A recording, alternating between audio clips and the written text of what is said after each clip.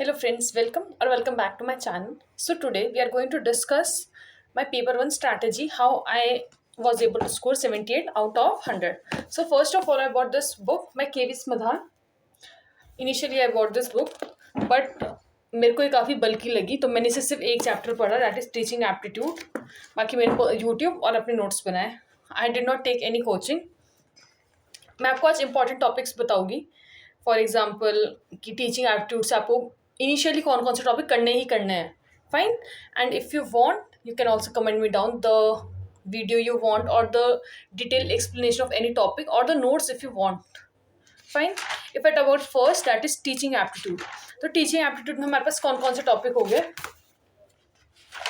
सबसे पहले हमारे पास आ जाइए ऑब्जेक्टिव्स ऑफ टीचिंग. कौन कौन से ऑब्जेक्टिव है हमारे पास. Next is evaluation, how evaluation is done. दो मेथड होते हैं इसके, qualitative and quantitative. Next we have is disabilities, जैसे कि dysgraphia, dyscalculia. Next we have micro teaching, flip teaching. ये सब हमारे पास इसके टाइप आ जाएंगे.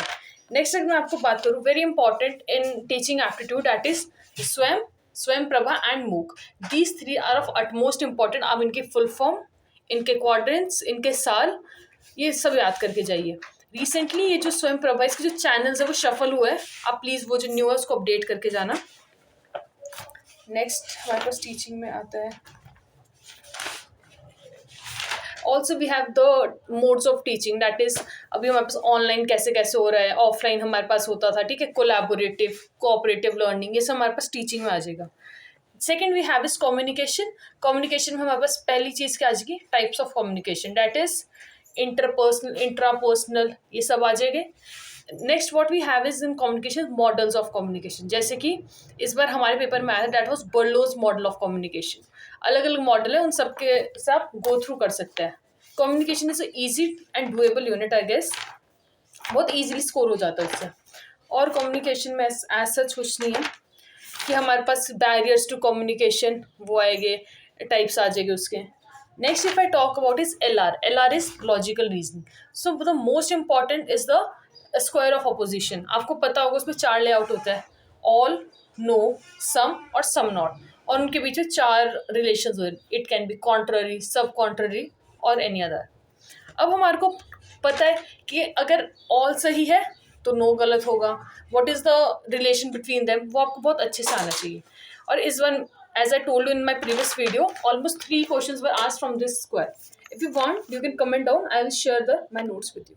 This is the logical reasoning, no, all, not. और अगर हम बात करें एल आर में, हमारे पास और क्या आएगा, नंबर्स. ऑड वन आउट आपको निकालना है और you have to find the missing numbers. ये आता है हमारे पास. अल्फ़ाबेट्स आ जाएगी missing. Fine. Next what is very important, that is conversion, obversion. आपको कन्वर्ज करना आना चाहिए. इसमें क्या होता है, सब्जेक्ट की जगह प्रेडिकेट, प्रेडिकेट की जगह subject. These are very easy topic. इसमें आ जाएगा हमारे पास ये कॉन्वर्स, ऑवर्स, कॉन्ट्रापोजिशन. इससे भी क्वेश्चन आएगा. Right. Next we have fallacies, very important. अब मैं दिसंबर की बात करूँ तो उसमें फैलेसी शायद नहीं आई थी, आई कांट रिमेंबर.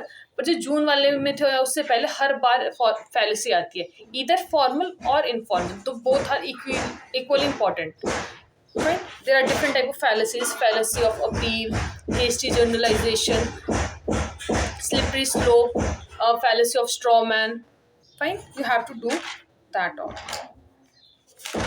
और हमारे पास क्या आते हैं, इंडियन लॉजिक की बात करें, ऑर्थोडॉक्स, अनऑर्थोडॉक्स, हमारे पास क्या क्या होते हैं, अलग अलग टाइप्स के हमारे पास क्या आएंगे. जैसे कि मीमांसा स्कूल क्या होता है. आई did not studied Indian logic because थोड़ा सा आइडिया था कि मीमांसा स्कूल क्या होता है. चरवाकी किसको कहते हैं, जैन फिलॉसफी, बुद्धिस्ट फिलॉसफी, इसका भी एक रफ आइडिया लेके जा सकते हैं.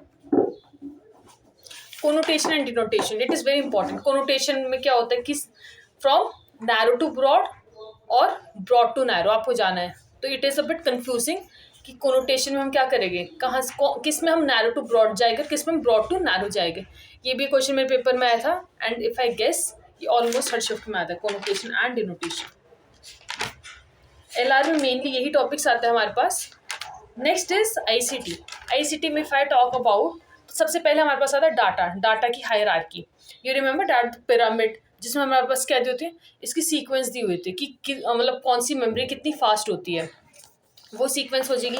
Next we have is for example in June 2025 I was asked about the chronology कि आपको उनकी स्पीड के बेसिस पे लगाना है, जैसे कि bit, byte, MB, GB, TB, terabyte, geobyte, gigabyte. तो आपको इसकी पूरी क्रोनोलॉजी आनी चाहिए। तो ये मेरे एग्जाम में आई थी and I was able to do.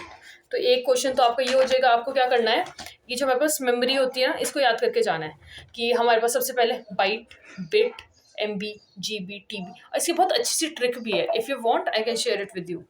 Next ICT में very important, this was the pyramid I was talking about.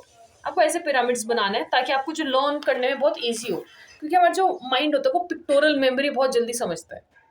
इसमें हमारे पास कहते हैं ये हायरार्की है, तो जो सबसे ऊपर है उसकी स्पीड सबसे ज़्यादा होती है, जैसे कि रजिस्टर, केक, ठीक है। हमारे पास ऐसे ऐसे मेमोरीज आती रहती है इनकी। और लास्ट में हमारे पास क्या आता है, magnetic tape.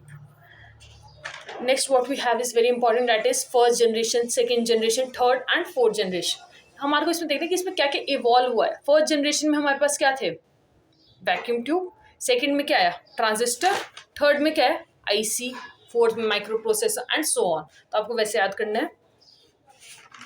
And next is viruses पूछे जाता है ना, हमारे पास कौन कौन से वायरसेस होते हैं। और एक आईसीटी में मेरे को लगा ट्रोजन हॉर्स, फायरवॉल, ये काफ़ी रिपीटेटिव टॉपिक है।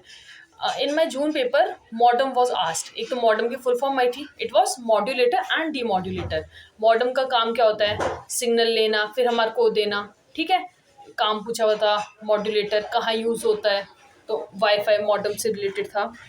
ईमेल से काफ़ी क्वेश्चंस मेरे शिफ्ट में तो नहीं थे, पर आए थे कि जो उसका वो केस सेंसिटिव होता है कि नहीं होता है, उसके बीच में स्पेस आएगा कि नहीं आएगा, तो ये सब ईमेल्स में आ जाएगा।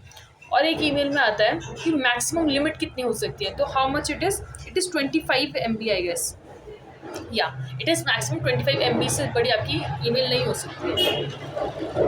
तो पॉलिसी एक इम्पॉर्टेंट टॉपिक है, बस, स्टार, मैच टोपोलॉजी, इन सब के बारे में पढ़ के जाना आपको, right. Last we have full forms, very easy, HTML, HTTP, LAN, WAN, ठीक है। और JPEG। अब अगर मैं अपनी पर्सनली बात करूँ तो जो जितनी भी सारी फुल फॉर्म्स थी, I wrote them down, it was almost may be 40 to 50। अब बस आपको वही पढ़ के जाना है, ऐसे नहीं है कि बहुत चीज़ें कुछ out of the box they are asking, no, they are asking the repetitive topics and the repetitive full forms.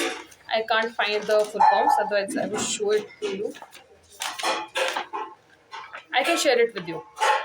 Next, if I talk about is higher education. Higher education में most important are the committees. Fine. For example, Radhakrishnan committee we have Kothari committee. This is my ICT. Sorry, higher education. Higher education में भी दो चीज़ें आएगी हमारे पास। एक हमारे पास क्या आएगा, इंडियन या फिर एंशंट हम उसको बोल सकते हैं, और एक आएगा हमारे पास मॉडर्न। एंशंट में very important we have Takshashila university, कौन कौन वहाँ पे गया था, किस टाइम पीरियड में गया था, द इम्पॉर्टेंट रूलर्स हर्षा के टाइम पे आए थे, पर्सनालिटीज़ पूछी जाती है, नालंदा यूनिवर्सिटी, वल्लभी यूनिवर्सिटी, ये सब वेरी फेमस यूनिवर्सिटीज़ है हमारे पास। और फिर हमारे पास, मैं कमेटी की बात कर रही थी, तो हमारे पास क्या आएगा, वुड डिस्पैच हो गया, हंटर कमीशन, इनके एक्ट, और मेन ना आप इनके वो पढ़ लेना कि what were the provisions under it, कि वो क्या बात कहते थे। फॉर एग्जांपल अगर मैं आपको बात करूं, जो इंडिया यूनिवर्सिटी एक्ट है कब आया था, इट केम इन 1904। तो इसकी जो मेजर रिकमेंडेशन थी कि जो लैब्स है, labs must be form, there must be labs in the schools and the colleges. Sadler committee Hartog, इसका वैसे तो बहुत सिंपल सा तरीका है इसका पूछने का, either they will ask you in the matchups और you have they will ask you to arrange them in the chronology. तो अब आप वो तो सोचो मत कि एक आपसे पूछेगा कि Sadler came in which year and you will be know. Now the level of question is rising, so you must be also prepared for it. फिर हमारे पास आ जाएगा मुंडलियार कमेटी कौन सी थी, राधा कृष्णन कब आई थी, 48 में आई थी। NEP very important, it is not a topic you can ignore, ये आपका आना ही आना है, और ये ऐसा नहीं अभी से आ रहे, काफ़ी टाइम से आ रहा है। NEP 2020 is a very important and a very favourite topic of NTA। Next NAC, हाँ ये हमारे पास इंस्टीट्यूट आ जाएगी। NAC हो गया, UGC कब बना है, AICTE कब बना है, NCERT कब बना है, रूसा कब बना है, RUSA was also asked in my paper, NBA, these are all the repetitive institutes or the agencies they have been asking the previous years. अब अगर मैं आपको बात करूं इसके बाद आता है एनवायरमेंट। एनवायरमेंट में पहली चीज़ है प्रोटोकॉल्स। प्रोटोकॉल्स में क्या आ जाएगा, Montreal protocol, Kigali protocol, Kyoto protocol, है ना, बेसल कन्वेंशन। ये सब इनके ईयर्स, आज से तो ईयर्स ही पूछे गए हैं, but in the further time we can see इनके रोल पूछ सकते हैं। फॉर एग्जाम्पल क्योटो का रोल क्या है, it is use to control ozone और द CFCs, या फिर ये हमारे पास पेस्टिसाइड से रिलेटेड है, तो आपको उसका थोड़ा थोड़ा यूज भी पता होना चाहिए। फाइन। और हमारे पास आता है एनवायरनमेंट में क्या चाहिए, एक्ट्स हमने पढ़ लिया है ये, and the disaster. For example Bhopal gas tragedy, and we have Hiroshima disaster, we have Fukushima disaster. Fine, these disasters I remember in one year it was asked the cause. For example in Hiroshima it was caused due to methyl isocyanate, and what was the cause in Fukushima, it was a earthquake, I guess, if I remember it rightly. The cause was asked, it was not the year that was asked, it was the cause। तो आपको cause भी पढ़ के जाना है, आपको साल भी पढ़ के जाना है कि क्यों हुआ था और किस साल में हुआ था, ये आपको ध्यान रखना है। नेक्स्ट इंपॉर्टेंट गैसेस पूछ लेते हैं आपसे। प्राइमरी गैस कौन सी होती है, primary pollutant, sorry, primary pollutant कौन से होते हैं, सेकेंडरी पोल्यूटेंट कौन से होते हैं, इसका आप एक नोट लेके जा सकते हैं। ये पूरी कॉपी में notes these are the notes. Important days भी पूछ लेते हैं कभी कभी, हमसे पूछा था maybe last time, national earth day, वो भी आप थोड़े बहुत करके जा सकते हैं।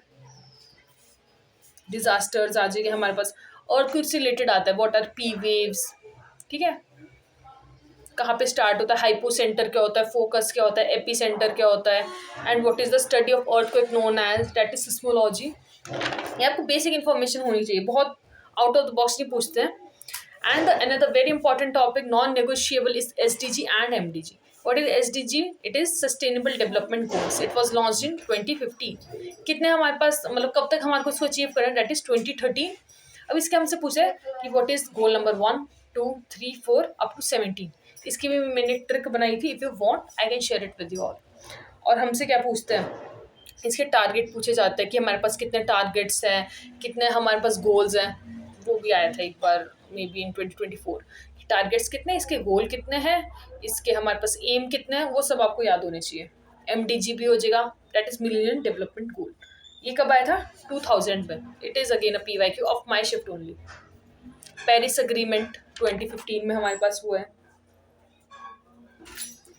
Yes, these are all the protocols, that is Stockholm Convention, Minamata, Rotterdam Convention, Vienna Convention, Basel Convention, Paris Agreement। These all agreements are of utmost important। फिर एक्ट आता है हमारे पास, जैसे कि wild life convention act, air protection act, air prevention act, biodiversity act. ये आपको air act भी पढ़ के जाने हैं।